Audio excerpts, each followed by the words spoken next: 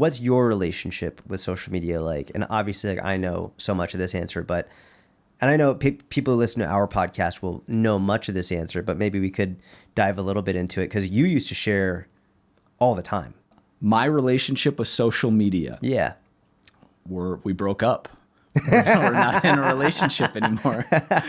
I am very grateful that the technology exists because it allowed me to stop doing work that I really didn't like in another lifetime 15 years ago and make my biggest passion something that I can do for a full-time job, right? Coaching. Yeah. And that was coaching in person initially, and then hybrid of coaching in person and online. And now it's primarily coaching online.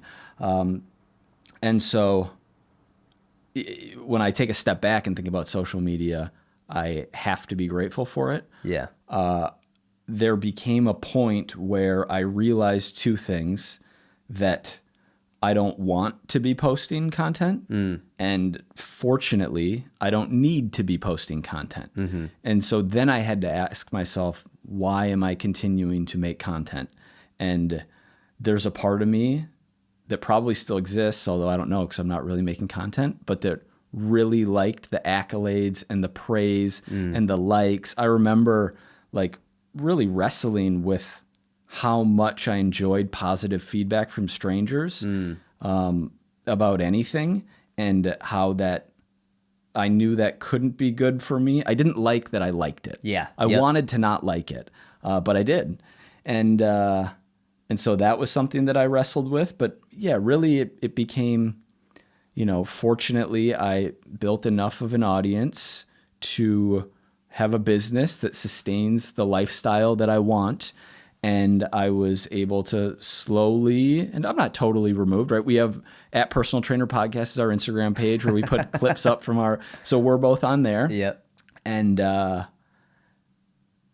so that's what I would say my relationship is with social media. If I were to ever come back, it would probably be in a less stimulatory kind of social media platform. Mm-hmm. So like email list / YouTube is something I always really enjoyed. Longer form versus shorter form content. I enjoyed creating on that platform more.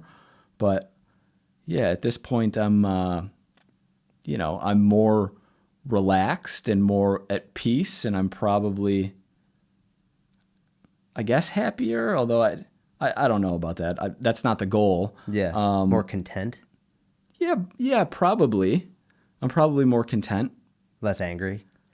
Definitely. Well, because anger is what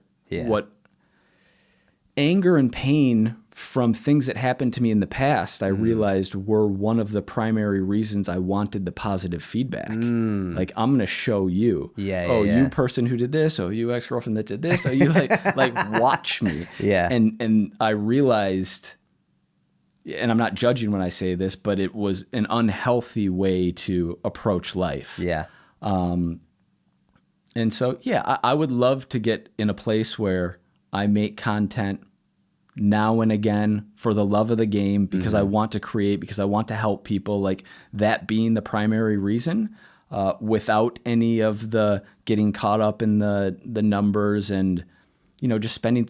We talk on our podcast all the time about how I don't enjoy spending time on my phone, but I'm addicted to consuming and go through like, all right, delete X. All right, X is back on my phone. Delete Instagram. I'm scrolling. I'm not scrolling, which I think is a problem. Well, I know is a problem that a lot of people can relate to because they've messaged me about it. Yeah. And then I think there are some people who are creators who have just immersed themselves in that like dopamine feedback loop, and it's actually good for their business. Like, it's working. They're growing their audience. They're helping more people. Their business is growing. They're accomplishing their goals. So is that bad? I don't think so for a lot of people.